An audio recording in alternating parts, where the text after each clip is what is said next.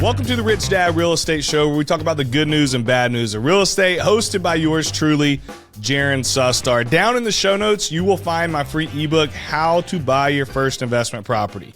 Here at the Rich Dad Company, our goal is to give you the tools to escape the rat race and achieve financial freedom. And my ebook is going to help you do that through real estate. So today we have a very special guest and good friend of mine, Connor Cushman. Connor is an absolute legend in the short-term rental space. He was in the corporate world, left it, now does real estate investing full-time. Not only does he buy properties for himself, but he helps others get into the short-term rental space as well. Connor, welcome to the show. It is great to see you, Jaren. I am excited to hang out with you today. We've been talking offline because you're working with me to help me buy a short-term rental. And so I'm excited that you're going to get to share that knowledge with all these listeners, because I only partner up with people who know what they're doing, and you know what you're doing. So I can't wait to extract everything that's in your brain today and give it to the listeners. So you obviously got to the short-term rental space, but if I remember correctly, before that, you were working a W-2 somewhere in the tech space. Maybe you were doing tech sales, something along those lines. That's right. So I actually just completed my 2-year anniversary of leaving my full-time job. I had what I considered to be my dream career coming out of college. Joined a company called LinkedIn that many would be familiar with, owned by Microsoft. Great benefits, amazing people, super cool opportunity that I was very excited about.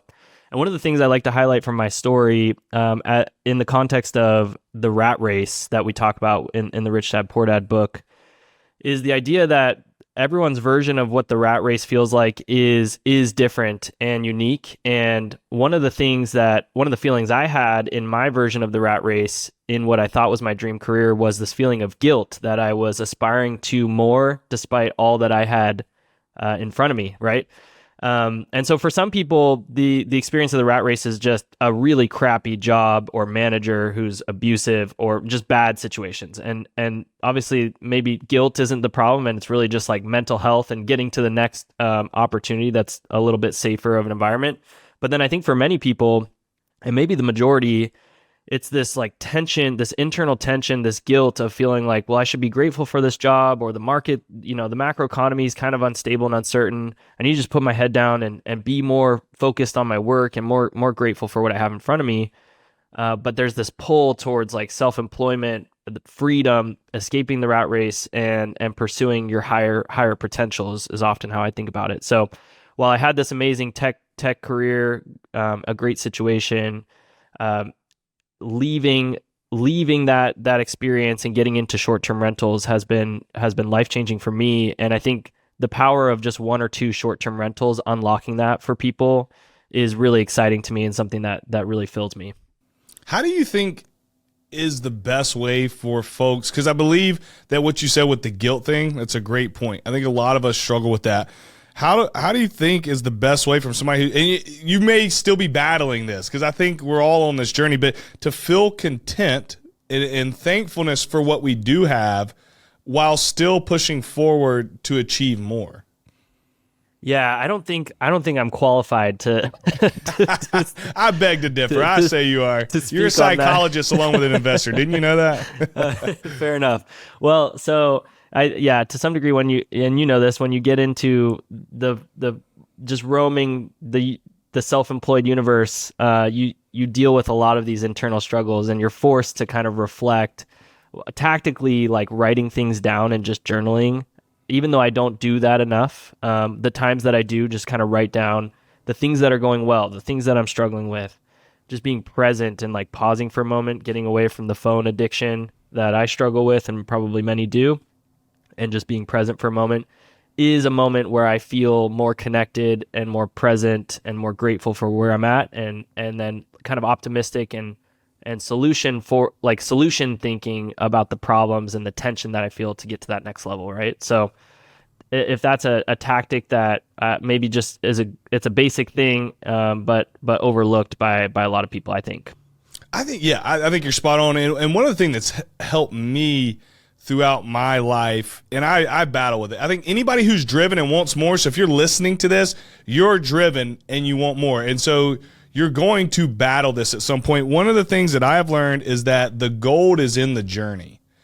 And so when you reach the destination, whatever that is. Hey, I want, 2 short-term rentals, or I want 20 rental properties. I want to do $200,000 worth of profit in flips. It is great to achieve it, but it just lasts for kind of like a split second. I mean, you could talk to any athlete, for example, in the NFL. If they play all season and win the Super Bowl, winning the Super Bowl was great. But when they get back and reminisce, they talk about the journey along the way and the fun they had with the guys and everything they learned, all the trials they went through. And I think that is the same with us. And it's almost like a catch-22, because we talk about escaping the rat race. And we want to, because if not, we're going to be in this hamster wheel that goes on and on and on. But if we live every day with an escape mentality, I feel like that can almost put us into fight or flight constantly, to where we're forgetting to learn and enjoy the lessons, which is the real gold along the way. And so I would encourage folks, strive, set goals, just like Connor's talking about, but take every day step by step. Once you've set that goal, you know what you want to achieve. You write it down, you've put a plan to put it into place. Now we can be present and focus on those daily tasks that are going to get us to where we want to go. And then we don't live a miserable life, because so many people chasing success, like, people think miserable people are only, poor folks who don't have anything. I would argue that there's maybe not just as many, but there's a lot of wealthy people who are miserable every single day because they don't take time to be thankful for what they currently have. And in this season of Thanksgiving, I think it's pretty darn important. Yeah, just to add to that, I heard a comparison once of a beautiful life is like a canvas, right? Made up of a million different brushstrokes, right? So to your point, those brushstrokes in our life would be moments with friends, or service on behalf of others, or exercise, running. For me, it's running on the local Greenway Trail, or playing with my kids, or having that successful closing or that launch of a new short-term rental that I'm really excited about. And if I go back to my W-2 time, I do think I did an okay job of allowing those moments, that part of my journey, to be still a beautiful part of my like canvas of life, right? There were amazing friendships that I made with my coworkers. There's super smart people that I learned from. There were corporate job benefits that I took advantage of. I got LASIK surgery because my company offered LASIK, or I maximized my 401k, which, my 401k loan was what I used to fund my first STR. So we could get into that. So there are definitely opportunities in your current environment and place to have beautiful moments and have a fulfilling life as you work towards that next step, right? Love that. Grow where you're planted. So there's all these different directions you could have gone with real estate. So you wanted more. You knew from reading books like Rich Dad Poor Dad, you knew real estate, like many of us, was a great vehicle to get you to financial freedom. It's been proving itself literally since the beginning of time. Those who've bought property since the world started and held on to it, they tend to get wealthy. And so you were smart enough to say, you know what, I don't need to reinvent the wheel here. This thing works. So which route am I going to take in this thing? And I get the opportunity to interview a ton of people in a lot of different areas of real estate. I mean, we got commercial, we got storage, we got single family, all these kinds of things. You chose short-term rental. How come? Yeah, so I think what's cool about short-term rentals is it's kind of this, I think of myself as an entrepreneur that got their start in real estate. And I don't know what that looks like long-term, but I suspect that I will have many entrepreneurial ventures. And I just so happened to start in real estate, which I think is a great place to start. It's this half step towards entrepreneurship in many ways, because it's so stable and so predictable. There's so much data that you can look at and feel confident that you're taking a pretty calculated risk with low downside. Specifically, short-term rentals, I think, is like, because I have a couple long-term rentals too, and that was actually my first, real estate purchase, so to say.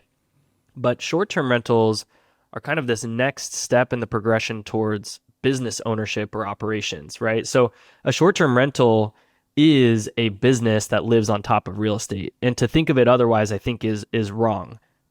And I think many people go kind of make the progression from long-term rentals to short-term rentals, not anticipating how much of an exponential leap it is in terms of operations and stress and hats to wear and roles to fill. And it really is. It's this business that, but because of that, because you're filling all these different roles and doing so much more work, you're supercharging the cash flow and income opportunity, right? To the tune of 2, 5, 10x. So I saw that. I decided I was willing to put in that extra level of work and take that extra level of risk to get to a cash flow and freedom place quicker.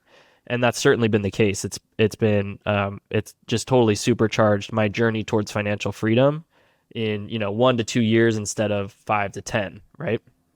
Yeah, I think short-term rentals are definitely known, at least if you're in the real estate space, for producing more cash flow than traditional long-term rentals have. And when you are able to play in that space, then it sets you up for a lot of success down the road from the cash flow perspective. But also, when you look at the short-term rental space, you tell me if I'm wrong, Connor, it seems as though most short-term rentals are in decent areas. So like where you may buy a traditional rental, like a lot of my long-term rentals are in what I call B to C class areas. They're good areas, but a lot of these short-term rentals are in potentially A class areas.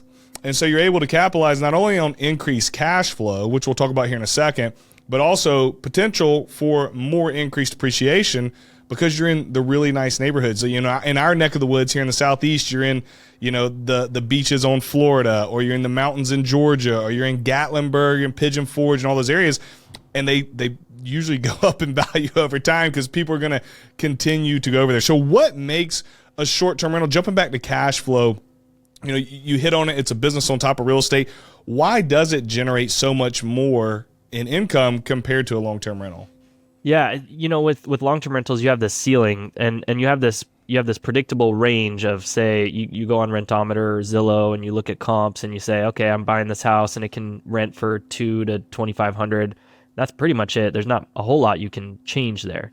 Whereas with short-term rentals, there are great data tools that you can use to name a couple: Data.Rabu, AirDNA, STR Insights, Awning. These are data tools that you can go look at markets and analyze addresses, and you can see that there are these properties that you pay $300,000, $400,000, $500,000 for, and there's revenue potential of $90,000 to $100,000 because you have these massive population groups that are spending their weekends, their holidays, and even weekdays for various reasons, crashing at a cabin for a night or two, and they're paying $200-$300 a night, and they love it. And they're, in a market like North Georgia, for example, which is kind of my home market, there's not hotels in Blue Ridge, Georgia, and Ellijay, Georgia, and Dahlonega, Georgia. And so they want to stay at these cabins. There's a number of reasons why they come to the area.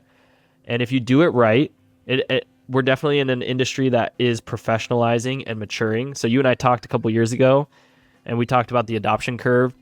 We're further along the adoption curve. There's more institutional money. There's more professionalized organizations that are operating at scale, and the bar is being raised. The standard for design, furnishing, amenities has continued to be raised. However, still lots of opportunity for someone that understands that to come in, operate well, and drive massive cash flow.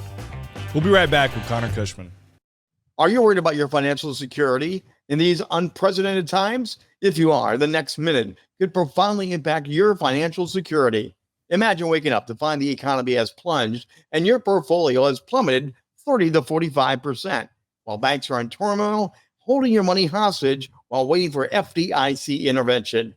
Where would you turn? For many, this may sound like fiction, but it's a stark reality for those that have money on the line.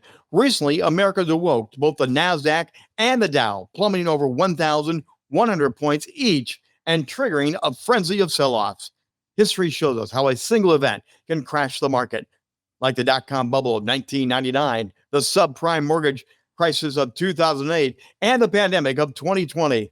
But today, we're facing multiple bubbles: commercial real estate, stock, bonds, and banks. Combined with the relentless inflation, the threat of global recession, the specters of war, and you have the perfect storm.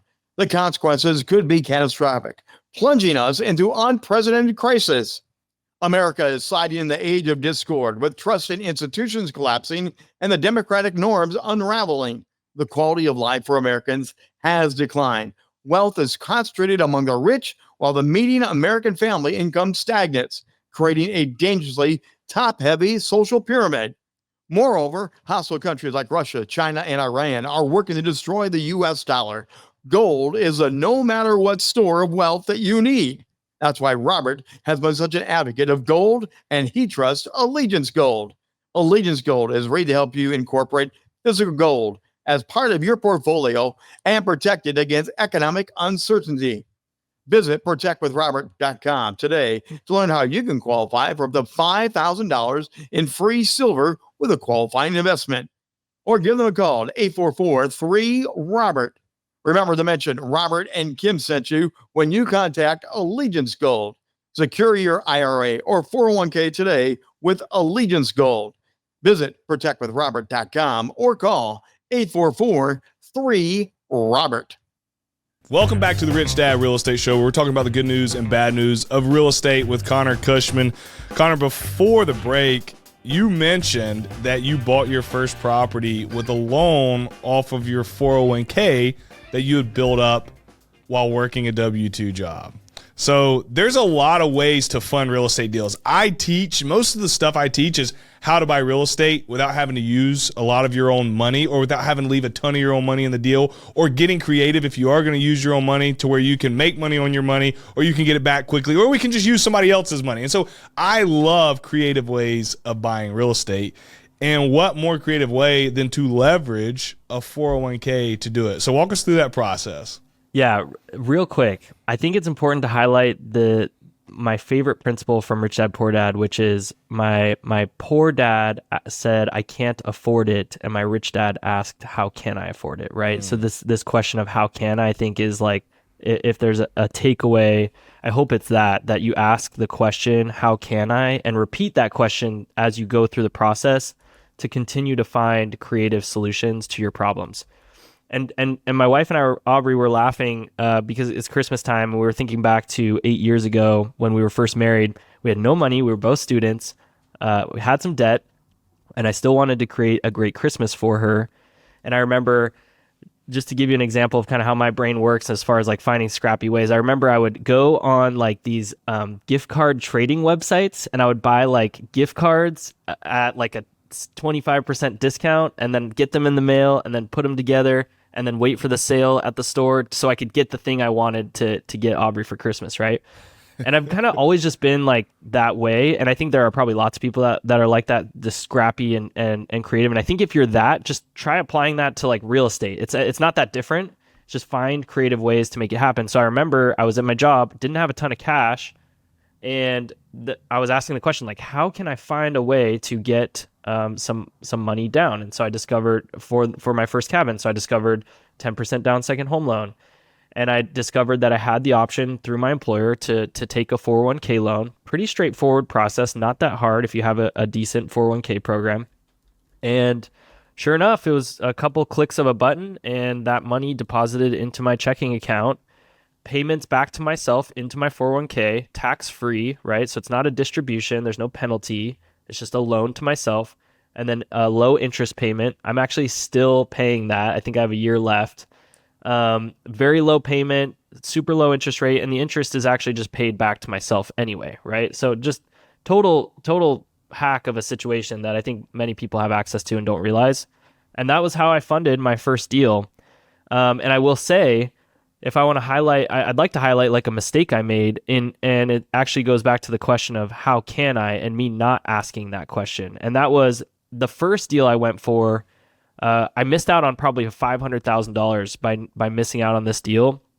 And it's because I did not ask the question, how can I, enough in the process, right? So my first short-term rental, I put under contract with an agent, and right away, within a week or two, the sellers decided they no longer wanted to sell, which is a problem. I really wanted to buy. They didn't want to sell anymore. I think they started to realize like, oh, we are getting rid of a really good property here.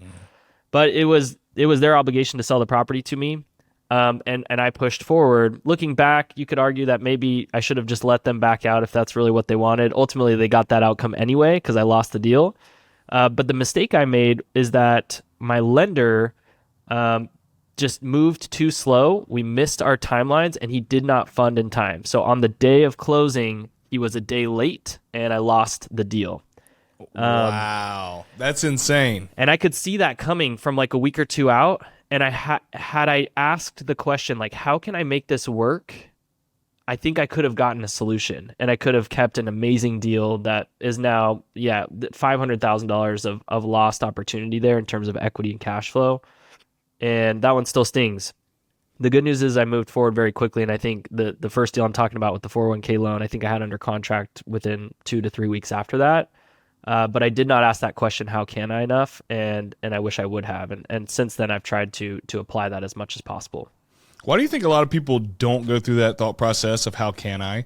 I feel like a lot of people, as soon as they hit, like, they may listen to things like this, they may read books, listen to other podcasts, they kind of get started on the journey, and then they hit that first roadblock, and then it's kind of like, I guess it wasn't meant for me, or, I'm not ready to push through this. I don't know what that is, but I do know this much, that anything worth having usually takes some work and takes some sacrifice.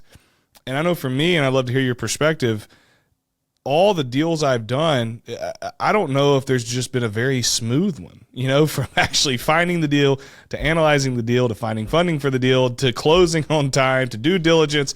Like, that's why I say this a lot. 1%ers are called 1%ers because 99% of people give up before they get to the pot of gold. But just keep going. Like, ask that question. How do I get it done? It's messy. It's always messy. I do a lot of deals for myself and other people, and it's like, I just tell people now, like, just be prepared on the day of closing or the day before, where something's going to fumble right in front of the finish line, and it's always messy. And success in real estate at scale, or success in any business venture at scale, is just solving a lot of problems, And so I think people get overwhelmed with, like, a big problem, and they don't do the like, take the bite of the elephant one bite at a time, eat the elephant one bite at a time, right? Another thing that I was thinking about, and just to touch on briefly, a principle from Tim Ferriss's book 4-Hour Workweek that totally changed my life is the idea of fear setting, and actually writing down the consequences of inaction. And so it's this idea of framing your fears or problems or decisions that you're afraid to make, and actually writing down, like, the worst case scenario and what that looks like, and what you could do to solve that worst case scenario. And likewise, you should also sit down and say, okay, I'm evaluating buying my first short-term rental. I'm really scared of these things. If this doesn't happen, then I'm going to be bleeding $2,000 a month. And if I'm in that scenario, what will that look like? Like, how would I navigate that? Who could I go to get help? Or, so that's fear setting on the action side. Then there's the inaction side, and you say, well, what if I don't ever get a short-term rental, or don't ever do my first deal? What does that look like? And actually write out, like, what that feels like. How would you feel about yourself? How would you feel about, like, how you're achieving your full potential as a human being? Or how would you feel about your current financial situation and feeling, stuck? And so writing those things out, I think, is helpful to then help you kind of, like, clear the brush and just, like, walk the path forward that you need to walk. I love that. I love that exercise. Putting that down on paper of what's the worst case, because usually the opportunity cost of inaction is greater than the risk of action. I always tell folks, you gotta, when it pertains to real estate, you've got to brainwash yourself to truly believe that it is riskier for your future financially to not invest in real estate than it is to invest in real estate. And I truly believe that, because I've been on both sides of the coin. And I know if I would have kept doing what I was doing a decade ago and was in the same spot financially, life would be way riskier today than it is with the large portfolio and the flips we've got going and everything that's working that allows us to do as a family what we want to do. But it took years of action and years of saying, yeah, there is some risk. How do we mitigate that? Like you said, write it down, figure out how to mitigate it, and then go take action. It really is somewhat simple. I don't want to dumb down what can be a complex process, but with the right team members and the right knowledge, at that point, it's just you going and taking the step. And it is worth it. And I would encourage you that your future self is actually sitting there banking on you right now, making the right decisions to change the trajectory of your life. So I want to get into a little more of the tactical talk when it comes to short-term rentals. When you were evaluating buying a short-term rental, What are you looking for location wise, number one? And then what are you looking for just on a macro view? And we can dive into some of the micro numbers, but macro view, revenue versus purchase price. Yeah, absolutely. So I was listening to your recent episode with Michael Alfonte, and I think he did a really good job of breaking down. He and I share a lot of similar thoughts on looking for that 20% annual revenue relative to purchase price, right? So $500,000 cabin, you should be projecting a likely scenario of $100,000, right? So that fraction is revenue on top, purchase price on the bottom, look for a 20% ratio, right? If it's a little less, and you want to have ways to just like quickly filter through lots of deals. So that's a good rule of thumb. If it's a little less, but the property is really interesting or unique for some reason, you could still dive in. If it's more, then you probably want to spend extra attention there. From a tactical standpoint, it's more important than ever to think about how do I stand out and separate myself from the pack. So not all of us can, like Michael Alfonte, go for the $1 million properties, and that's okay. I actually think I'm kind of different from him in that regard, that I've kind of stayed smaller, and most of my clients stay sub 750, sub 500, and that's okay too, right? And it might just be that you're not trying to get to $1 million in revenue a year. You might just want $2,000 a month or $1,000 a month, and you just want one $300,000 or $400,000 cabin that's going to help kind of give you some breathing room, right? And so $300,000 cabin, $60K in revenue, you're going to always run a scenario analysis. And that's one thing that I really harp on with my investors is when it comes to short-term rentals, there's so many things that can swing revenue, including things you can and can't control, right? And so you have to be prepared to look at multiple scenarios and say, going back to kind of the fear setting thing, I think it's likely that we'll do 60K. I think there's a decent chance we do more. I also think there's some possibility we do less, and I'm comfortable with this set of risks and probable outcomes, right? So that's kind of the revenue side. I have a free calculator that I'll have on my website for you to share that people can use. It's not perfect, but just get a calculator going, start running numbers, and it becomes pretty routine after you do it a few times. Yeah, and you do a good job just when I work with you as a client of breaking down, hey, this is kind of worst case scenario revenue.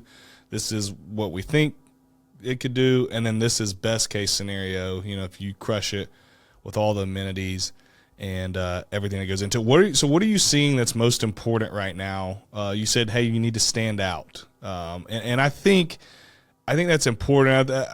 You mentioned, we're late in the adoption phase of short-term rentals right now. We're later in the adoption phase than we were just a few years ago. And there's been some bad press on short-term rentals in recent years. Like short-term rentals are dead, they're dying, they can't make any money. I've had this conversation with a number of folks. I know you've had it. That's just not true. I mean, it's just not true. It's the hospitality business. It's not going anywhere. Right? It's going to have more competition, which we're seeing, but it's not going anywhere. And so knowing that we're in that later adoption phase, what have you seen with your properties, with your clients' properties that have allowed you guys to keep that revenue going strong while some of these bad operators have taken a hit?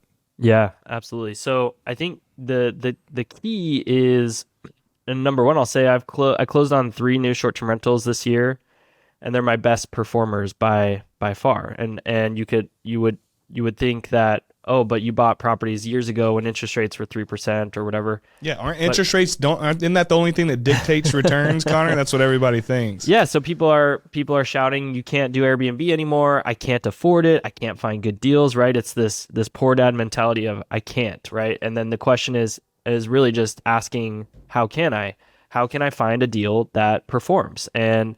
And I think asking that question and sitting with it relative to your situation is, it's important to kind of sit in that and look at your situation. Where are you located? And find those opportunities. So some examples of that would be finding that pocket of the market where maybe there's only 10 competitors instead of 100, and it's just the next town over next to an area that's really popular. Or finding that pocket of the market within the bedroom count. Maybe you're in Helen, Georgia, and there's 3 bedrooms like crazy, but there are only a handful of 1 bedrooms. And so that's your pocket of the market to compete and dominate. And maybe it's actually a pretty high bedroom count, but you look at the operators and you see that there's just not a high level of operations that you can come in and dominate and be the best.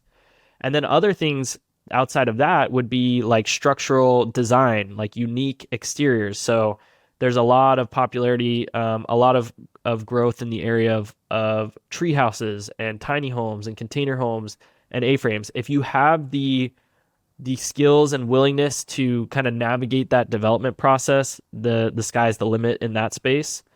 And then maybe a little bit easier and more accessible to the average Joe who's getting into their first deal is just really going hard at the amenities and trying to find these little unique things that no one else is doing in your market. And you have to have some vision, and you have to be in tune with what people like, and to some degree that's a skill that is maybe hard to quantify.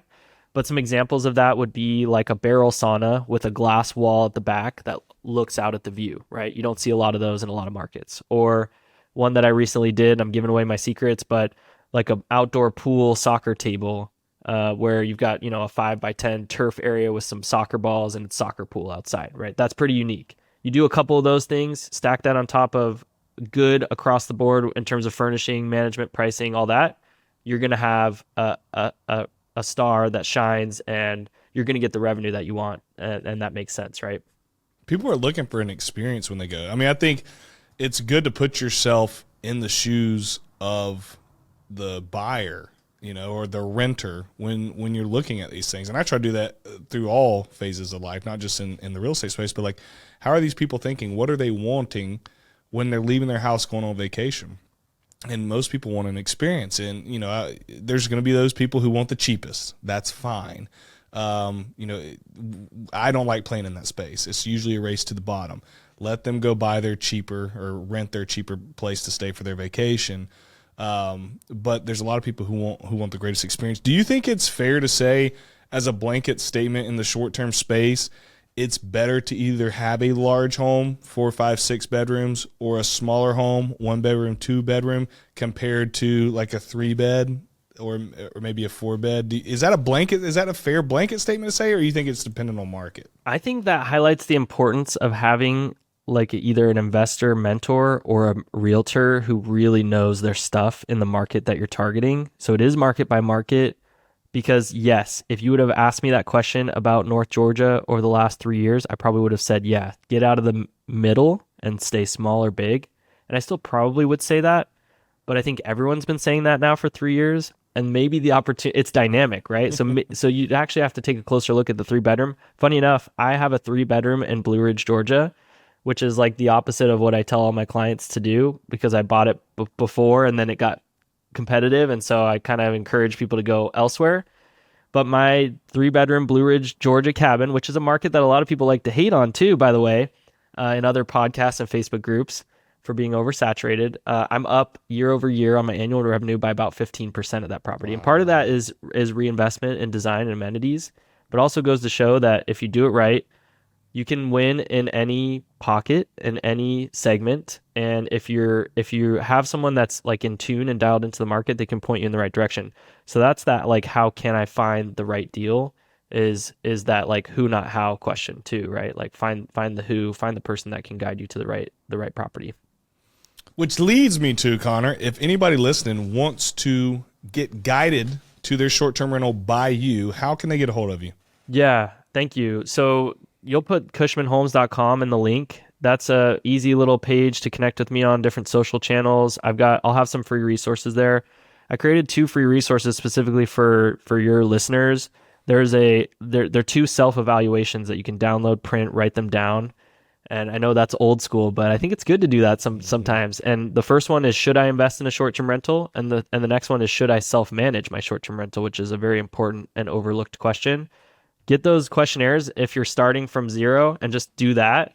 And then connect with me wherever you are in the process. I help people connect with expert STR people all over the country. So if I can't service you in my markets, I've got connections. And I also offer coaching and consulting and all that jazz too, just to help people wherever they are in the process.